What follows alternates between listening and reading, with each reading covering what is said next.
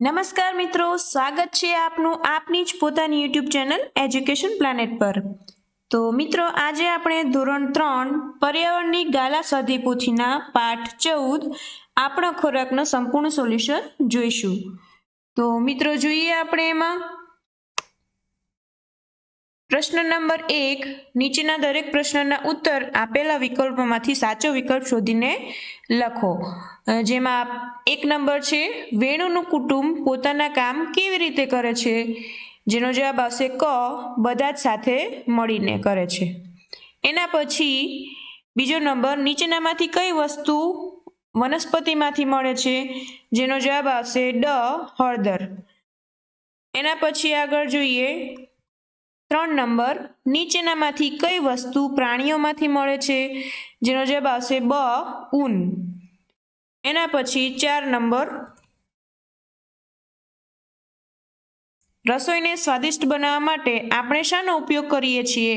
જેનો જવાબ આવશે અ, મસાલાનો। એના પછી 5 નંબર, પગની મચકોડ માટે શું કરવામાં આવે છે? તો એમાં આવશે ક, હળદર અને મીઠાનો લેપ કરાય છે। એના પછી 6 નંબર, લવિંગ કઈ બીમારી માટે ઉપયોગી છે? જેનો જવાબ આવશે દાંતના દુખાવા માટે। એના પછી 7 નંબર, શરદી અને ઉધરસ માટે શું ઉપયોગી નથી? જેનો જવાબ આવશે ડ, જીરું મીઠું નાખેલી છાશ। એના પછી પ્રશ્ન નંબર 2, યોગ્ય શબ્દ વડે નીચેના વિધાનોની ખાલી જગ્યા પૂરો। પેલી છે, રાણીના કુટુંબમાં રસોઈ બનાવવાનું કામ ખાલી જગ્યા કરે છે। તો એમાં આવશે રાણીના મમ્મી। બીજો નંબર છે, પૂરી તળવા માટેનું તેલ ખાલી જગ્યામાંથી મળે છે। જેનો જવાબ આવશે વનસ્પતિ। એના પછી 3 નંબર, ગાય, ભેંસ, બકરી આપણને ખોરાક તરીકે ખાલી જગ્યા આપે છે। જેનો જવાબ આવશે દૂધ। 4 નંબર, શરીરના સાંધાના વાળને મટાડવા માટે ખાલી જગ્યાનો ઉપયોગ થાય છે। જેનો જવાબ આવશે મેથી। એના પછી 5મી ખાલી જગ્યા છે, નાના બાળકોને પેટમાં ગેસ થઈ જાય તો નાભીની આસપાસ ખાલી જગ્યા પલાળીને લગાડવામાં આવે છે। જેનો જવાબ આવશે હિંગ। એના પછી પ્રશ્ન નંબર 3, નીચેના વિધાનોમાંથી સાચા વિધાનો સામે સાચાની અને ખોટા વિધાનો સામે ખોટાની નિશાની કરો। તો એમાં પહેલું છે, ઘરના બધા જ કામ ફક્ત મમ્મીએ જ કરવાના હોય છે। જે ખોટું આવશે। એના પછી બીજો નંબર, વેણુનું કુટુંબ પરસ્પરના સહયોગથી જીવે છે। જે સાચું આવશે। 3 નંબર, દૂધ એ જ પ્રાણીજ પદાર્થ છે। જે આવશે સાચું। એના પછી 4 નંબર, કાર્ય કરવાની શક્તિ ફક્ત ફળ ખાવાથી જ પ્રાપ્ત થાય છે। જે ખોટું આવશે। એના પછી 5 નંબર, શરદી ઉધરસ મટાડવા માટે લીંબુ શરબત ખૂબ જ ઉપયોગી છે। જે ખોટું આવશે। એના પછી 6 નંબર, કોવીજ એ વનસ્પતિનો પર્ણવાળો ભાગ છે। જે આવશે સાચું। એના પછી પ્રશ્ન નંબર 4, બંધ બેસતા જોડકા રચો। અ અને બ વિભાગ આપેલો છે। તો જેમાં આ રીતે જોડકા જોડીશું। હળદર તો આવશે શરદી ઉધરસ માટે, અજમો તો પેટના દુખાવો, હિંગ તો આવશે ગેસ અને આફરો, મેથી તો આવશે વાળ સાંધાના દર્દ, 5મું લવિંગ એ આવશે દાંતના દુખાવા માટે। બરાબર છે। એના પછી 5મો પ્રશ્ન, આપેલા બે કુટુંબના ચિત્રો જુઓ અને બંને કુટુંબના કાર્યો વિશે લખો। અહીંયા આપણને વેણુનું અને રાણીનું કુટુંબ આપેલું છે, જેના ઉપરથી આપણે એના વિશે લખવાનું છે અને કુટુંબમાં લોકો કેવા પ્રકારના કામ કરે છે એ પણ લખવાનું છે। તો જોઈએ મિત્રો, એમાં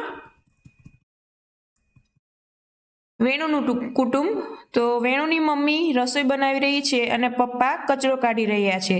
જ્યારે રાણીની મમ્મી રસોઈ બનાવી રહી છે, મમ્મી, પપ્પા અને વેણુ સહિત સાથે ભોજન લઈ રહ્યા છે।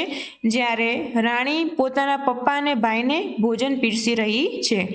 એના પછી વેણુના કુટુંબમાં વેણુના મમ્મી અને પપ્પા સમાચાર પત્ર વાંચી રહ્યા છે અને વેણુ સાયકલ ચલાવી રહી છે।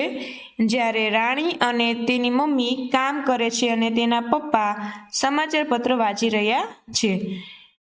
ચલો નેક્સ્ટ એના પછી જોઈએ 6 નંબરના પ્રશ્નમાં નીચે કેટલીક વાનગીઓ ખાદ્ય વસ્તુઓના નામ આપ્યા છે, થોડા વધારે નામ યાદીમાં ઉમેરો.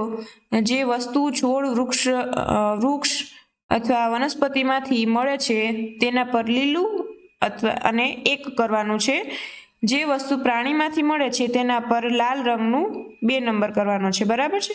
તો મધમાં આવશે 2, હળદર એમાં આવશે 1, માછલી તો 2, દહીં તો એમાં આવશે 1, મકાઈ તો 1, લીંબુ એમાં આવશે 1, પાલક તો 1, ઘી તો 2 નંબર, બટાકા તો એમાં આવશે 1, દૂધ તો 2, અજમો એમાં આવશે 1, મરચાં તો એમાં આવશે 1. એના પછી જોઈએ ઈંડા તો એમાં આવશે 2, માંસ તો એમાં પણ આવશે 2, કેળા 1, ચોખા એમાં 1, ટમેટા એમાં 1 આવશે, ડુંગળી એમાં 1, રાઈ અને કોબીજમાં પણ 1 આવશે. ચલો એના પછી જોઈએ 7 નંબર. તમે જ્યારે બીમાર પડો છો ત્યારે વનસ્પતિમાંથી મેળવેલી દવા કે ઔષધિ લો છો અને જ્યારે ઈજા થાય ત્યારે શું આપણે લઈએ છીએ? તો એમાં આવશે હળદરવાળું દૂધ પીવું અને ઈજા થયેલ ભાગ પર હળદર લગાવવી. પેટમાં દુખાવો થયો હોય ત્યારે તો અજમો ગરમ પાણી સાથે લેવાય. 3 નંબર શરદી અને ઉધરસ હોય ત્યારે તો એમાં આવશે તુલસી અને આદુ તથા મધનો રસ. 4 નંબર દાંતમાં દુખાવો હોય ત્યારે તો એમાં આવશે શેકેલું લવિંગ અથવા લવિંગનું તેલ. એના પછી જોઈએ 8 નંબર. નીચેના પ્રશ્નોના ઉત્તર 1-2 વાક્યોમાં લખો. પેલું છે તમારા કુટુંબમાં કોણ કોણ રહે છે? તો એનો જવાબ છે મારા કુટુંબમાં હું, મમ્મી, પપ્પા અને મોટી બહેન રહીએ છીએ. તમારા કુટુંબમાં જે રહેતા હોય એ પ્રમાણે તમારે જવાબ લખવાનો છે. એના પછી 2 નંબર. તમારા ઘરમાં બજારમાંથી શાકભાજી લાવવાનું કામ કોણ કરે છે? તો એનો જવાબ આવશે અમારા ઘરમાં બજારમાંથી શાકભાજી લાવવાનું કામ મોટે ભાગે મારા પપ્પા કરે છે. 3 નંબર. તમારા ઘરમાં વનસ્પતિમાંથી કઈ કઈ વાનગીઓ બનાવવામાં આવે છે? તો અમારા ઘરમાં રોટલી, દાળ, ભાત, શાક, ઇડલી, ઢોસા, ભજીયા, કચુંબર, પાપડ વગેરે લગભગ બધી જ વાનગીઓ વનસ્પતિમાંથી બનાવવામાં આવે છે. એના પછી 4 નંબર. તમારા ઘરમાં પ્રાણીઓમાંથી જે વસ્તુ મેળવાય છે તેના નામ લખો. તો અમારા ઘરમાં ઘી, દૂધ, દહીં, છાશ, પનીર વગેરે વસ્તુ પ્રાણીજ પદાર્થોમાંથી મેળવાય છે. 5 નંબર. કયા સ્વાદની વસ્તુઓ શરીરમાંથી ચીકાશ અને કફ દૂર કરે છે? તો એનો જવાબ આવશે તુરા સ્વાદની વસ્તુઓ શરીરમાંથી ચીકાશ અને કફ દૂર કરે છે. 6 નંબર. સ્વાદ સરખો હોય તેવા 2 ખાદ્ય પદાર્થોના નામ આપો. જેનો જવાબ આવશે લીંબુ અને આંબલીનો સ્વાદ સરખો એટલે કે ખાટો છે. 7 નંબર. તમને વધુ ગમતા સ્વાદ કયા છે? તો મને વધુ ગમતા સ્વાદ ગળ્યો અને ખાટો છે. એના પછી 8 નંબર. તમારા ગમતા સ્વાદની કઈ કઈ વાનગીઓ તમે ખાઓ છો? તો મને ગમતા સ્વાદની શીરો, ગુલાબજાંબુ, દૂધપાક, લીંબુ અને કેરીના અથાણા, કઢી વગેરે વાનગીઓ ખાઉં છું. એના પછી 9 નંબર. તમારા ઘરે રસોઈ માટે કયા કયા મસાલા વપરાય છે? તો મારા ઘરે રસોઈ માટે મીઠું, મરચું, હળદર, ધાણા જીરું, હિંગ, મેથી, રાઈ, કોકમ જેવા મસાલા વપરાય છે. એના પછી 9 નંબર. નીચેના પ્રશ્નોના ઉત્તરો ટૂંકમાં લખો. તમારા કુટુંબના બધા સભ્યો સાથે જમે છે? જો ના તો કેમ? મારા કુટુંબના બધા સભ્યો સાંજે સાથે મળીને જમે છે. એના પછી 2 નંબર. તમે રસોઈકામમાં કઈ કઈ મદદ કરી શકો છો? તો હું રસોઈકામમાં મમ્મીને શાક સમારવામાં, દાળ ધોવામાં, શાક ધોવામાં, રસોઈ પીરસવામાં મદદ કરું છું. એના પછી 3 નંબર. કુટુંબમાં રસોઈકામમાં કોણ મદદ કરતું નથી? કેમ? તો હું અને મારા પપ્પા રસોઈકામમાં મદદ નથી કરતા કારણ કે મને રસોઈ બનાવતા આવડતી નથી. જ્યારે મારા પપ્પા ઓફિસ અને ઘરના બીજા કામ કરે છે. એના પછી 10 નંબરનો પ્રશ્ન જોઈએ. નીચે આપેલી વનસ્પતિનું ઔષધીય વનસ્પતિ અને ગૃહ શોભાની વનસ્પતિમાં વર્ગીકરણ કરો. તો મિત્રો અહીંયા તમને કૌંસમાં વનસ્પતિના નામ આપેલા છે તો આપણે વર્ગીકરણ કરીએ. ઔષધીય વનસ્પતિમાં આવશે તુલસી, ડમરો, પપૈયું, અરડુસી, ગળો અને અજમો. એના પછી ગૃહ શોભાની વનસ્પતિ તો એમાં આવશે ગલગોટો, ગુલાબ, મનીવેલ, બારમાસી, રાતરાણી અને મોગરો. એના પછી જોઈએ હોટ્સ પ્રકારના પ્રશ્નો. તો અહીંયા મિત્રો આપણને વિકલ્પો આપેલા છે, એના પરથી આપણે સાચો વિકલ્પ પસંદ કરવાનો છે. પહેલો પ્રશ્ન છે, સવારથી શરૂ કરીને રાત્રે સૂઈ જઈએ ત્યાં સુધી આપણા ઘરના બધા જ સભ્યોની સંભાળ રાખનાર આપણા કુટુંબમાંથી કોણ હોઈ શકે? તો એનો જવાબ આવશે મમ્મી.